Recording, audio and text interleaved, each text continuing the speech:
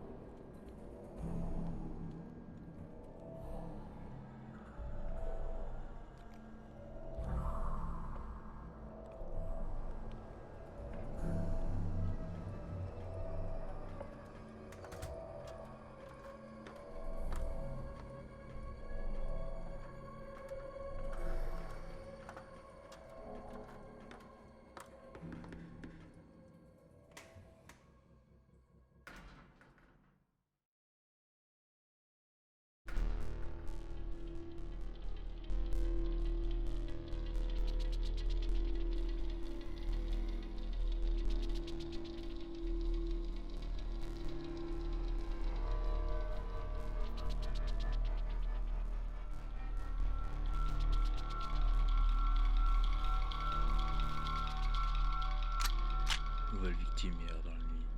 Quand on le retrouve le matin, c'est mauvais signe, mais malheureusement, c'est souvent le cas ici.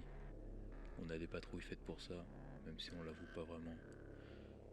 Ils récupèrent les rejets de la rue, au petit matin, presque une routine, le ménage.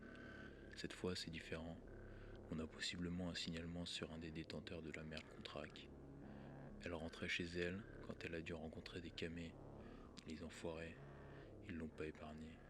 À la limite de l'acharnement. Autant vous dire qu'elle est dans un état critique. Fracture ouverte au tibia, 4 côtes cassées, quelques dents en moins, et elle va sûrement terminer borne d'un œil. Un véritable passage à tabac. Pour l'instant, le seul mobile qui tient la route, c'est l'agression qui a vraiment mal tourné.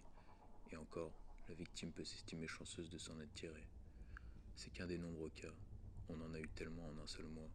Les forces de police sont débordées. On récolte les affaires à la pelle en sachant qu'une infime partie seront résolues seulement. On n'a rien appris de plus. Faut attendre qu'elle sorte du coma. Encore un détail. Encore une de ses fioles a été retrouvée.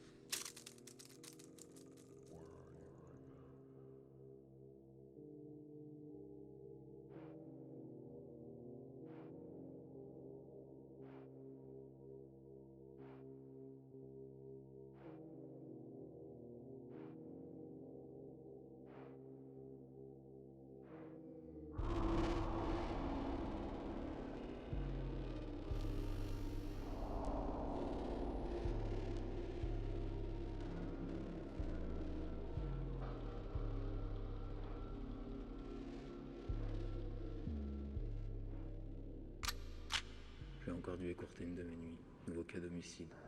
Ça sera pas le dernier. C'est devenu une routine de voir ces jeunes massacrés tous les matins. On s'en rend même plus compte, trop habitué à la violence, notre quotidien. On est obligé d'aborder ça avec distance. J'aurais pu connaître ce jeune, il aurait pu être le fils d'un ami, un indique, ou juste une connaissance. Il avait sûrement une vie, une famille, mais on n'a pas besoin de le savoir. Ce n'est qu'une victime, un tas de chair réduit au silence qui va rejoindre les nombreux autres qu'on trouve tous les matins dans cette foutue ville. Il a été battu à mort. On discerne à peine les traits de son visage tuméfié par les coups qui se sont abattus sans retenue à plusieurs reprises. Une violence inouïe apportée par une colère qu'on ne croise que rarement. La victime serait décédée il y a à peine 1 heure selon le légiste. Il aurait apparemment agonisé entre 2 et 3 heures de ses blessures avant de lâcher. Ici, personne ne l'aurait trouvé, pauvre chose. On a commencé les recherches pour trouver le responsable. Peu de chance de le retrouver, pas le temps, pas l'argent. La ville n'a pas toutes ses ressources à consacrer pour un jeune du bas quartier. L'affaire sera bouclée rapidement et on passera au suivant. Il commence à pleuvoir. Ville de merde.